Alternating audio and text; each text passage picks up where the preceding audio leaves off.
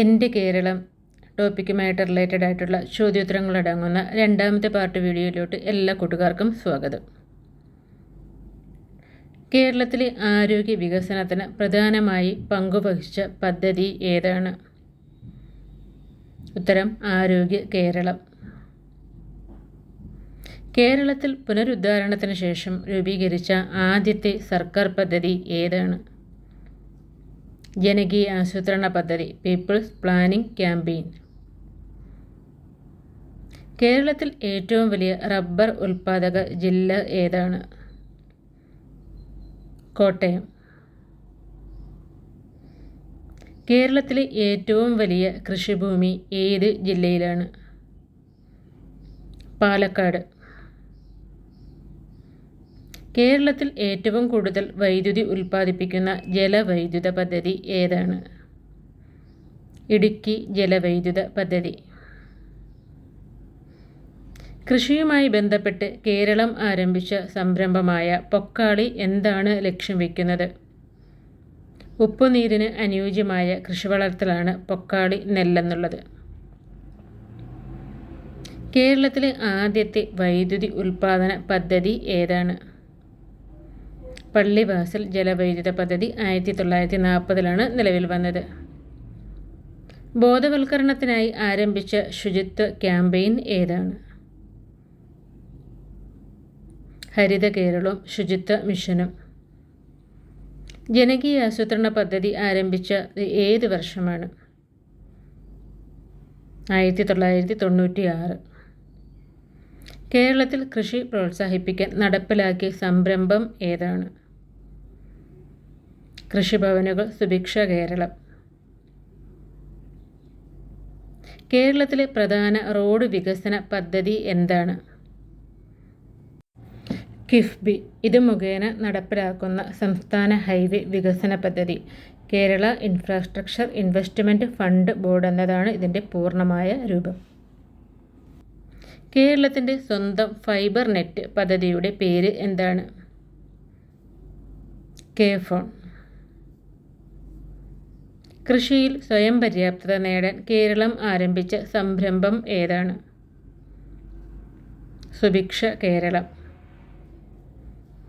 വീട് ഇല്ലാത്തവർക്കായി സർക്കാർ ആരംഭിച്ച പദ്ധതിയുടെ പേര് എന്താണ്? Life mission. മികച്ച വിദ്യാഭ്യാസത്തിനായി കേരളം ആരംഭിച്ച പദ്ധതി ഏതാണ്? സമഗ്ര ശിക്ഷ കേരള. കോവിഡ് പ്രതിരോധത്തിൽ കേരളം സ്വീകരിച്ച പ്രധാന മാതൃക ഏതാണ്? Break the chain. ആരോഗ്യത്തിനായി പ്രദേശത്തെ തദ്ദേശ സംഘടനകൾക്ക് പങ്കാളിത്തം ഉറപ്പാക്കുന്ന പദ്ധതി ഏതാണ്? ആയുഷ്മാൻ ഭാരത് കെയർ കേരള. വനിതാ സുരക്ഷയ്ക്കായി പോലീസ് വകുപ്പിന് കീഴിൽ പ്രവർത്തിക്കുന്ന പ്രത്യേക വിഭാഗം ഏതാണ്? Pink police. പബ്ലിക് ട്രാൻസ്പോർട്ടിൽ സ്ത്രീകൾക്ക് സുരക്ഷ ഉറപ്പാക്കാൻ കേരളം ആരംഭിച്ച പദ്ധതി ഏതാണ്? പിങ്ക് സാരഥി. വയോജന ക്ഷേമത്തിനായി കേരള സർക്കാർ നൽകുന്ന പ്രധാന സഹായം ഏത്? വയോജന പെൻഷൻ. മാലിന്യ ശേഖരണത്തിന് ജോലി ചെയ്യുന്നവർക്കുള്ള ക്ഷേമ പദ്ധതി ഏതാണ്? ഹരിതകർമ്മ സേന തൊഴിലാളികളുടെ ക്ഷേമനിധി. കേരളത്തിൽ നിർമ്മിക്കാൻ പദ്ധതിയിടുന്ന ഏറ്റവും വലിയ തുരങ്കം നിലവിൽ വരുന്നത് എവിടെയാണ്? തെന്മല ആര്യങ്കാവ്. 2025 മാർച്ചിൽ കേരളത്തിൽ നിന്ന് ഭൗമസൂചിക പദവി ലഭിച്ച ഒരു പരമ്പരാഗത ആദിവാസി കരകൗശല വസ്തു ഏതാണ്? ഉത്തരം കണ്ണാടിപ്പായ. 2025 മാർച്ചിൽ ഉദ്ഘാടനം ചെയ്ത കുടിയേറ്റ സ്മാരക ടൂറിസം വില്ലേജ് സ്ഥിതി ചെയ്യുന്ന ജില്ല ഏതാണ്? ഇടുക്കി. വ്യാജ വെളിച്ചെണ്ണ തിരിച്ചറിയാൻ കേരള ഭക്ഷ്യസുരക്ഷാ വകുപ്പ് ആരംഭിച്ച പ്രത്യേക പരിശോധന ഏതാണ്? Operation oil. കേരള ഗവർണറുടെ നേതൃത്വത്തിൽ നടക്കുന്ന ക്യാമ്പസുകളിൽ ലഹരി വിമുക്തമാക്കി വിദ്യാർത്ഥികളുടെ ഭാവി സുരക്ഷിതമാക്കാനുള്ള ക്യാമ്പയിൻ. ലഹരിയോട് സന്ധിയില്ല. സംസ്ഥാനത്ത് സുവർണ ജൂബിലി ആഘോഷിക്കുന്ന മരുന്ന് നിർമ്മാണ പൊതുമേഖലാ സ്ഥാപനം ഏതാണ്? Kerala drugs and pharmaceutical limited. കുടുംബശ്രീയുടെ ജൻഗൽസ എന്ന പദ്ധതിയുടെ ലക്ഷ്യം എന്താണ്? ആദിവാസി സമൂഹങ്ങളുടെ സാംസ്കാരിക പൈതൃകം സംരക്ഷിക്കുകയും അവർക്ക് സാമ്പത്തിക അവസരങ്ങൾ നൽകുകയും ചെയ്യുക എന്നതാണ് ഇതിൻ്റെ ലക്ഷ്യം. വയനാട്ടിലെ ഗോത്ര വിഭാഗമായ പണിയരുടെ ഭാഷയിൽ ഗൽസ എന്ന വാക്കിന് ഉത്സവം എന്നാണ് അർത്ഥം.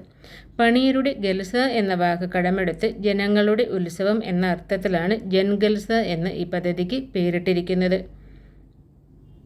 കുറച്ചുകൂടെ വ്യക്തമായിട്ട് പറഞ്ഞാൽ, സംസ്ഥാനത്തെ ആദിവാസി ഊരുകളിൽ വിശദമായി സർവേ നടത്തി മൺമറയാൻ സാധ്യതയുള്ള കലാരൂപങ്ങൾ കണ്ടെത്തി പ്രൊഫഷണൽ പ്രോഗ്രാമാക്കി അവതരിപ്പിക്കുന്ന കുടുംബശ്രീ പദ്ധതിയാണ് ജൻഗൽസ.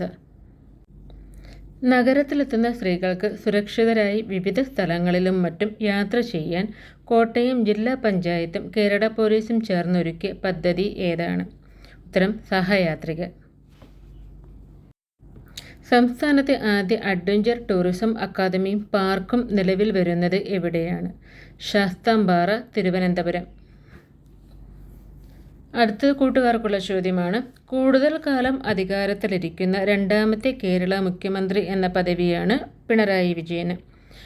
ആരാണ് പട്ടികയിൽ ഒന്നാമത്? അതായത് കൂടുതൽ കാലം അധികാരത്തിലിരുന്ന ആദ്യത്തെ കേരള മുഖ്യമന്ത്രി ആരാണ് എന്നതാണ് ചോദ്യം. ഉത്തരം അറിയാവുന്ന കൂട്ടുകാർ കമൻറ്റ് ചെയ്തോളൂ. അടുത്തൊരു വീഡിയോ ആയിട്ട് നമുക്ക് നാളെ തന്നെ കാണാം. എല്ലാ കൂട്ടുകാരും നന്നായി പഠിക്കുക. എല്ലാവർക്കും വിജയാശംസകൾ. എല്ലാവരും വീഡിയോ കണ്ടിട്ട് ലൈക്ക് ചെയ്യാനും സബ്സ്ക്രൈബ് ചെയ്യാനും ഷെയർ ചെയ്യാനും മറന്നു പോകരുതേ.